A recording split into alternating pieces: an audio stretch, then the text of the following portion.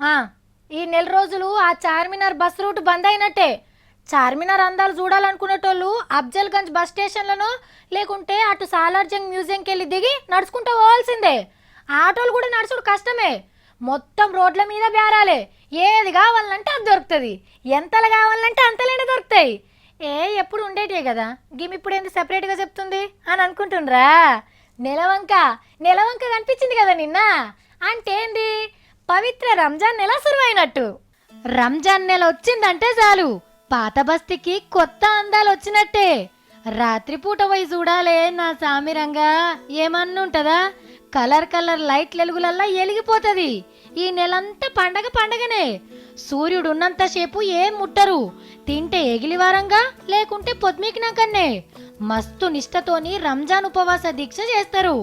ఇక హలీం ముచ్చట్నైతే చెప్పే అవసరమే లేదు. ఆ గుమగుమలకు నోళ్ళూరుతాయి ఎవరికైనా. ముస్లిం సోదరులే కాదు, హిందువులు కూడా మస్తు ఇష్టంగా తింటారు హలీంని. నెల మొత్తం ఇఫ్తార్ విందులు జరుగుతూనే ఉంటాయి. చార్మినార్ కాడ గిప్పటి సందే షాపింగ్లు సురువైతున్నాయి. పగటికి రాత్రికి తేడా లేకుంటుంటది పండగ వచ్చేదాకా. ఇంతసేపు కూడా ఇరామే దొరకది. మనకు ఆషాఢం వస్తే ఎంత మంచిగా అనిపిస్తుందో, మన ముస్లిం సోదరులకు రంజాన్ పండగ వస్తే అంత సంబరం ఉంటది. అన్ని ముచ్చట్లు ఇప్పుడే చెప్పుకుంటే ఎట్లా. మొన్ననే తెలంగాణ సెకండ్ బర్త్డేను జోరుగా చేసుకున్నాం. ఇక రంజాన్ పండగకు సీఎం సార్ ఏమేం వరాలు గుమ్మరిస్తాడో చూడాలే.